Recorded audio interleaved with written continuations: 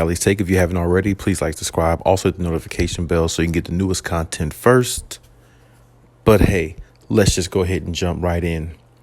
NBA trade talks, this trade deadline, everything is just going crazy, brazy right now.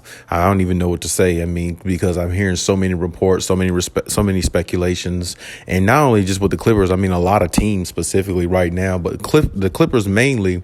The Clippers are going after a point guard and maybe possibly a backup or a true center or another center. And, other teams have their eye on the prize, too. I mean, the Clippers, I was reading an article on LA Times that, the Clippers, they're looking into DAngelo Russell. And the report I was reading on there specifically was they were looking at DAngelo Russell heavily, like aggressively. And, there again, the Clippers, if the trade or anything doesn't go through, or if it doesn't fall through with Van Vliet, okay, cool. Then, if you can't get Mike Conley, then yeah, definitely go after possibly DAngelo Russell if that's, the direction they're trying to go.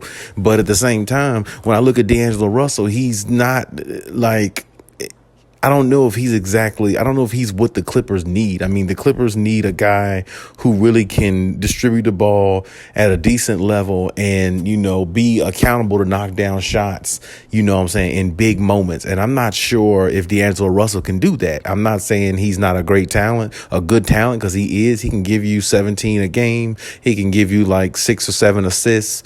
He's definitely capable of doing that. I mean, I've seen him play, X amount of times. I mean, he's definitely, a formidable, guard in this league. But to me, he has more of a shoot first mentality at times. Now, I'm not saying he has a shoot first mentality all the time, because he doesn't. But DAngelo Russell is one of those point guards who can really score the ball. I mean, he can drop 20, 30, any night. I mean, if his jumper's falling, DAngelo Russell can cook, you know what I'm saying? But my thing is the Clippers don't need that. And that's where I draw the line at. The Clippers need somebody like a Mike Conley or, maybe a Van Vliet or somebody like that, somebody who don't turn the ball over that much. And where, matter of fact, I think both of those players, well, I know Mike Conley turns the ball over less than DAngelo Russell, or at least at one point in the season, numbers wise, he was turning the ball over less. But I mean, of course, that could change by now, but I highly doubt it. And, those type things go a long way too, assist to turnover ratio. When we talk about stuff like that, those things are in high regards, because that's one of those areas where it makes or break a team from winning a championship, or leaves a team middle of the pack or the bottom, not, elevating their team to get to that level, because the point guard play isn't at the highest, and you're not getting the support in other areas due to the lack of point guard play. So, with the Clippers, as I said, I really feel like they need more of a Mike Conley or, a Fred Van Vliet, somebody like that, somebody with some more veteran savvy, somebody that can come in there and give them, some good veteran minutes and come in with more playoff experience, things like that. Now, Fred Van Vliet, of course, won a championship with Kawhi Leonard in Toronto. So he definitely has playoff experience. He has championship experience. And, Mike Conley has had a lot of, playoff experience, and he's had a lot of crazy playoff experiences, I'll say, because he's been with the Grizzlies, and I remember him with the Grizzlies way back in the day. I mean, they were just tough for San Antonio. They definitely made did some good things in the playoffs. They surprised a lot of people. With Utah, he's still playing solid, and he's still that traditional type point guard that a lot of teams, or at least some teams, can use. And I feel like the Clippers are one of those type teams, because they got, two of the best wings in the league. Kawhi and PG can score with the best of them in the league. They're a top duo. They're going to continue to be a top duo. as long as they stay healthy. And, they got scoring from like Norman Powell. I mean, they got scoring from a lot of places. And they get, Batum can knock down threes, knock down shots. Marcus Morris is capable as long as he stays consistent. They got Luke Kennard coming off the bench with Terrence Mann, or unless, Ty Lue makes a change there. But when Luke Kennard really gets right, he's their best shooter on the team, or at least one of their best shooters percentage wise. So, I mean, he definitely is their spot up shooter. So my point is, they got enough scoring. I just think they need somebody who's a selfless point guard to come in there, pass the ball, give them the ball in spots where they need it, and have less turnovers and high productivity. You know what I'm saying? That's pretty much what they need. Productivity is key for them in that point guard area, because it can make everybody's job easier. And like I said before, getting the ball in Kawhi Leonard spots to seal the deal on a lot of games. You're going to win a lot of games like that, especially in the playoffs, because that's where, Kawhi Leonard feasts at the 17-foot mid-range, and he'll step out to the three, when needed.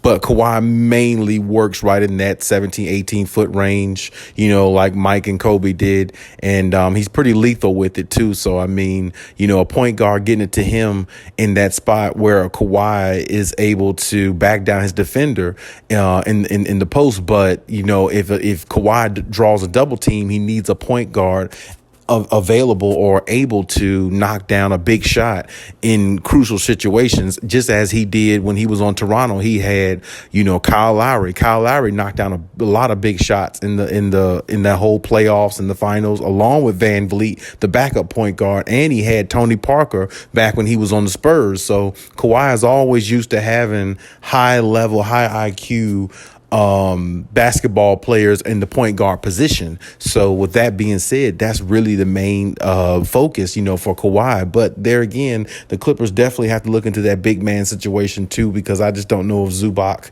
he really can take it to another level. I just don't think he can at this point. I've had faith in Zubac that he can maybe elevate to another level. But I mean, this long in the league, he kind of is what he is, So maybe he needs to be the backup center, and they need to go look for a real, number one center, for the 5 position, even though they do got Rocco. And I think if they're going small ball, if that's what Ty Lue was going to do, go small ball, then Rocco would be perfect for, their small ball lineup, because he's pretty lengthy, and he can guard position 1 through 5, but he can guard, centers pretty decent. And he is a decent shot blocker as well. I mean, I think like last week he had like 6 or 7 blocks in like 3 games and like 1 or 2 games or something like that. So, I mean, he definitely is somebody who can surprise, the opposing team. If somebody tries to go in the paint, he can block a shot or 2 here and there. He can do that. And he has good instincts on defense. He's not a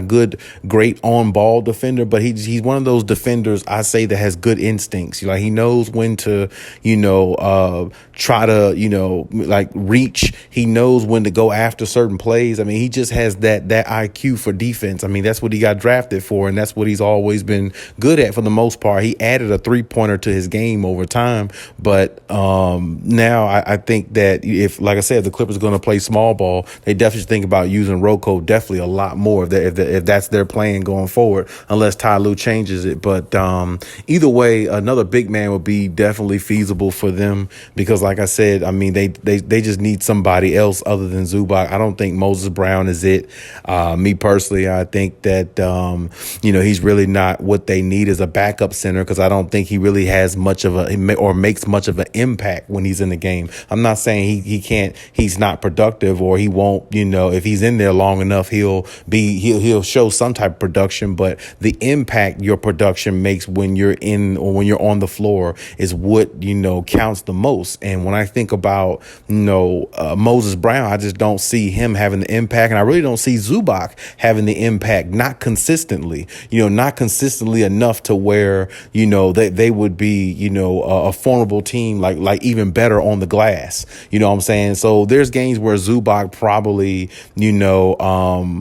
will have decent numbers. There's games where he won't have decent numbers, but his rebound should always be high, and he always should be active on the boards. And like I said, that's where their center position fails at times. But, of course, hopefully they will find a way to fix that and maybe make a trade and see what happens. But for the Clippers, the point guard position is definitely number one for them. It definitely seems like they're off of the John Wall bandwagon. And I feel like, he might not have got a fair trade, but at the same time, I never really thought he was the high IQ type of mentality point guard they needed to win a championship anyway, because, in the beginning of the season, before, he even stepped on the floor, I had said that, but I was going to go along with it because, that's what they chose to do, and wanted to see exactly what Ty Lue might can, make him out to be, and Ty Lue, maybe the team just doesn't feel like John Wall's the guy. But either way, they're definitely going in the right direction if they're looking at, Van Vliet and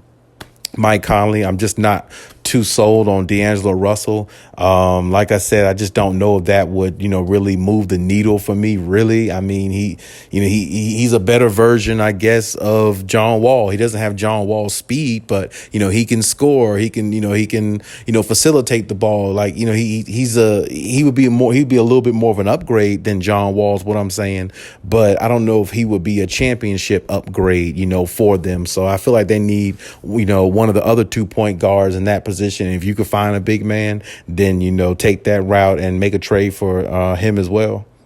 But hey, that's my take on everything. Leave any comments in the comment section. Check my other videos if you haven't. And hey, till next time.